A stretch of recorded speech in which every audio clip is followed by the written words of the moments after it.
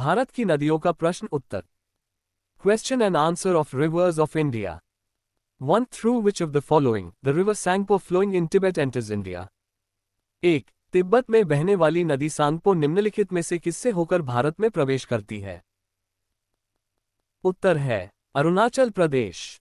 तिब्बत में बहने वाली सांगपो नदी भारत के अरुणाचल प्रदेश से होकर भारत में प्रवेश करती है। तिब्बत में सांगपो नदी को यालुंग तसांगपो के नाम से जाना जाता है। यह नदी हिमालय के चिमायुन-डुन ग्लेशियर से निकलती है। यह नदी अरुणाचल प्रदेश में प्रवेश करने से पहले तिब्बत के पठारी इलाके में लगभग 4000 मीटर की औसत ऊंचाई पर 1700 किलोमीटर तक पूर्व की ओर बहती है। अरुणाचल प्रदेश में प्रवेश करने के बाद इसे सियांग कहा जाता है। 2. The length of Indus River is the same as that of Brahmaputra. What is this length? 2. Sindhu नदी की लंबाई उतनी ही है जितनी कि ब्रह्मपुत्र की। ये लंबाई कितनी है? उत्तर है 2900 किलोमीटर।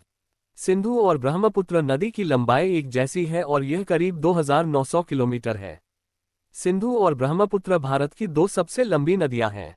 सिंधु और ब्रह्मपुत्र नदी के बारे में कुछ और जानकारी। सिंधु नदी तिब्बत, भारत के लद्दाख और पाकिस्तान से होकर बहती है। इसका उद्गम स्थल तिब्बत में मानसरोवर के पास सिनका बाब जलधारा है। भारत में सिंधु नदी की लंबाई 1114 किलोमीटर है। ब्रह्मपुत्र नदी को तिब्बत में सांगपो, अरुणाचल प्रदेश में डिह और असम में ब्रह्मपुत्र कहते हैं। बांग्लादेश में इसे जमुना के नाम से जाना जाता है। ब्रह्मपुत्र नदी की औसत गहराई 30 मीटर और अधिकतम गहराई 135 मीटर है। ब्रह्मपुत्र नदी के किनारे बसे प्रमुख शहरों में डिब्रूगढ़, तेजपुर और गुवाहाटी शामिल हैं। 3. Which is the river that created the world's largest river island, Majuli? 3. विश्व का सबसे बड़ा नदी द्वीप माजुली का निर्माण करने वाली नदी कौन सी है?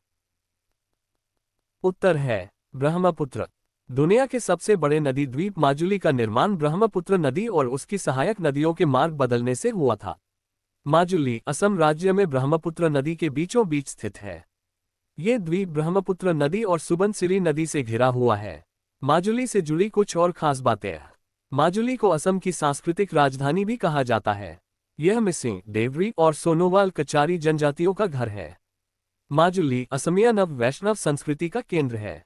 साल 2016 में माजुली भारत का पहला ऐसा द्वीप बना जिसका जिला बना। साल 2004 से माजुली को यूनेस्को की अस्थायी सूची में विश्व धरोहर स्थल के रूप में रखा गया है। माजुली तक जोरहाट से नाव से पहुंचा जा सकता है। जोरहाट गुवाहाटी से करीब 250 किलोमीटर उत्तर पूर्व में है। 4. The source of which river is located near Mansarovar Lake in Tibet? 4. Tibet में मानसरोवर झील के पास किस नदी का उद्गम स्रोत स्थित है? उत्तर है इनमें से सभी। तिब्बत में मानसरोवर झील के पास सिंधु नदी और सतलज नदी का उद्गम होता है। सिंधु नदी तिब्बत के मानसरोवर के पास सिनका बाब नामक जलधारा से सिंधु नदी का उद्गम होता है। यह नदी तिब्बत से लद्दाख होते हुए भारत में बहती है और फिर अरब सागर में गिरती है। यह एशिया की सबसे लंबी नदियों में से एक है। तिब्बत में इसे सिंगी खाम्बन के नाम से जाना जाता है, जिसका मतलब है शेर का मुंह। सतलज नदी यह नदी तिब्बत में मानसरोवर के पास रक्षाताल झील के उत्तर पश्चिमी सिरे से निकलती है। ये सिंधु बेसिन की प्रमुख नदियों में से एक है। ये पंजाब क्षेत्र से पश्चिम और दक्षिण पश्चिम की ओर बहती है और चिनाब नदी में मिल जाती है। 5. Which of the following rivers flows from south to north? 5. निम्नलिखित में से कौन सी नदी दक्षिण से उत्तर की ओर प्रवाहित होती है? उत्तर है बेतवा। बेतवा नदी यह मध्य प्रदेश और उत्तर प्रदेश के बीच बहती है। ये यमुना नदी की सहायक नदी है। 6. Which river forms the Kapildhara Falls near भेड़ाघाट? 6. कौन सी नदी भेड़ाघाट के समीप कपिलधारा जलप्रपात का निर्माण करती है? उत्तर है नर्मदा। नर्मदा नदी भेड़ाघाट के पास स्थित कपिलधारा जलप्रपात का निर्माण करती है। कपिलधारा जलप्रपात मध्य प्रदेश के अमरकंटक जिले में स्थित है। ये नर्मदा नदी के उद्गम कुंड से करीब 6 किलोमीटर दूर है। इस जलप्रपात की ऊंचाई करीब 15 मीटर है। ये नर्मदा नदी पर बना पहला जलप्रपात है। इस जलप्रपात का नाम प्रसिद्ध ऋषि कपिल के नाम पर रखा गया है। कहा जाता है कि ऋषि कपिल ने इसी जगह पर तपस्या की थी। नर्मदा नदी से जुड़े कुछ और जलप्रपात। धुआंधार जलप्रपात जबलपुर जिले में स्थित है। ये नर्मदा नदी से निकलने वाला जलप्रपात है। इसकी ऊंचाई 10 मीटर है। 7. Which of the following rivers forms estuaries? 7. निम्नलिखित में से कौन सी नदी ज्वारनदमुख का निर्माण करती है? उत्तर है नर्मदा। नर्मदा नदी ज्वारनदमुख का निर्माण करती है। ज्वारनदमुख एक ऐसा क्षेत्र है जहां समुद्र से मीठे पानी की नदी या धारा मिलती है। ज्वारनदमुख समुद्री और नदीय वातावरणों का मिश्रण होता है। इसमें ऐसे कई प्राणी और वनस्पति पनपते हैं जो कहीं और नहीं मिलते। 8. Which of the following rivers of peninsular India is significantly different from the remaining 3? 8. प्रायद्वीपीय भारत की निम्न नदियों में से कौन शेष 3 से विशिष्ट रूप से भिन्न है? उत्तर है नर्मदा। प्रायद्वीपीय भारत की नर्मदा नदी बाकी नदियों से अलग है। ज्यादातर प्रायद्वीपीय नदियां जैसे कृष्णा, कावेरी और गोदावरी पूर्व की ओर बहती हैं। वहीं नर्मदा और तापी नदियां पूर्व से पश्चिम की ओर बहती हैं। नर्मदा नदी सतपुड़ा और विंध्य पर्वत श्रृंखलाओं के बीच की दरार घाटी से होकर बहती है। नर्मदा नदी कठोर चट्टानों से होकर गुजरती है, इसलिए इसमें ज्यादा गाद नहीं होती। 9. Which of the following rivers does not form an estuary? 9. निम्नलिखित में से कौन सी नदी एस्चुअरी नहीं बनाती है? उत्तर है महानदी। महानदी के बारे में कुछ खास बातें। महानदी भारत की प्रमुख नदियों में से एक है।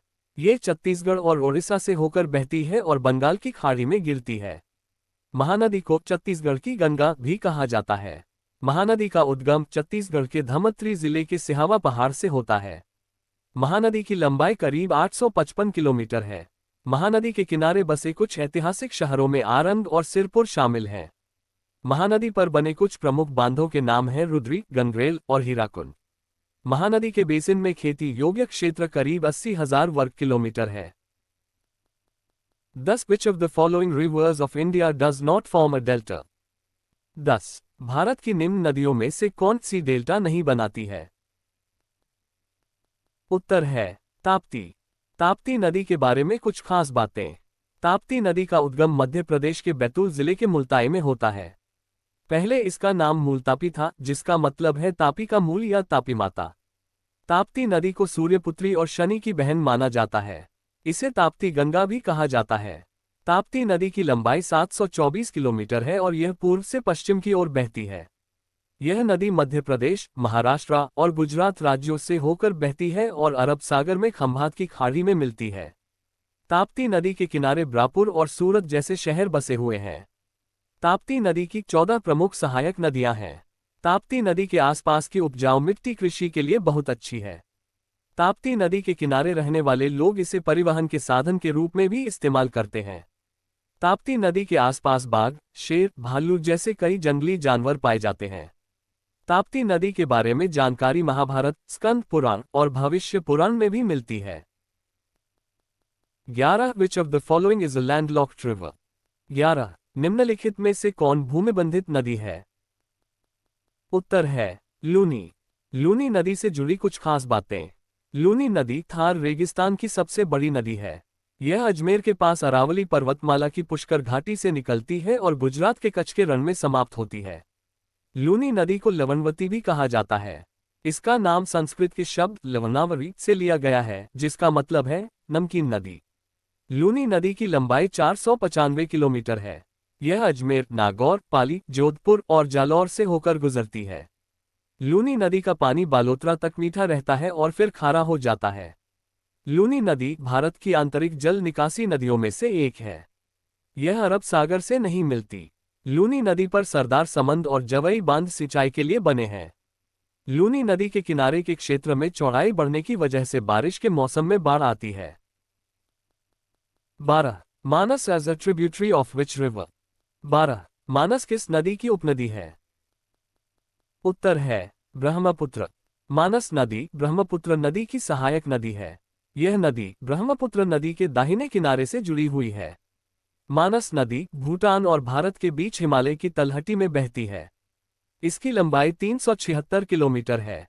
यह नदी जोगीघोपा में ब्रह्मपुत्र नदी से मिलती है। मानस नदी के बारे में कुछ और खास बातें। मानस नदी का नाम हिंदू पौराणिक कथाओं में सर्प देवता मनसा के नाम पर रखा गया है। भूटान में रॉयल मानस राष्ट्रीय उद्यान और मानस नदी घाटी में मानस वन्यजीव अभयारण्य है। 13 which is the river with the highest tidal reef in India. 13 Bharat में सबसे ऊंची ज्वारीय ज्वारभित्ति वाली नदी कौन सी है? उत्तर है हुगली। भारत में सबसे ऊंची ज्वारीय ज्वारभित्ति वाली नदी हुगली नदी है। हुगली नदी में आने वाला ज्वार भाटा बहुत चर्चित है। ये तेजी से चलने वाला ज्वार होता है और नदी और तट पर छोटी नावों को नष्ट कर देता है। शुष्क मौसम में पानी का सबसे निचला बिंदु और बारिश के मौसम में पानी का सबसे ऊंचा बिंदु लगभग 20 फीट का अंतर होता है। ज्वार भाटा महासागरों में पैदा होता है और समुद्र तट की ओर बढ़ता है। जब ज्यादा ज्वार समुद्र तट पर पहुंचता है तो पानी ऊपर की ओर मौजूद किसी भी नदी के मुहाने में बहता है, जिससे जलस्तर बढ़ जाता है।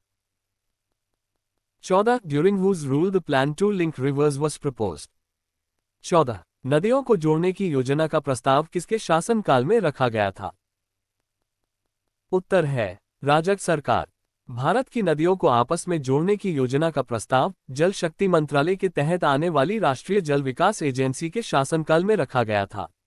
इस परियोजना को इंटरलिंकिंग परियोजना के नाम से जाना जाता है। इस परियोजना को 3 भागों में बांटा गया है। उत्तरी हिमालयी नदियों को जोड़ने का घटक, दक्षिणी प्रायद्वीपीय नदियों को जोड़ने का घटक, अंतर्राज्यीय नदियों को जोड़ने का घटक। नदियों के प्रदूषण को रोकने और पानी की गुणवत्ता में सुधार के लिए पर्यावरण और वन मंत्रालय MoF ने राष्ट्रीय नदी संरक्षण योजना NRCP शुरू की है। 15 विच of the following rivers is notorious for changing its course. 15 निम्नलिखित नदियों में से कौन अपने मार्ग में परिवर्तन करने के लिए कुख्यात है? उत्तर है कोसी। कोसी नदी अपने रास्ते को बदलने के लिए प्रसिद्ध है।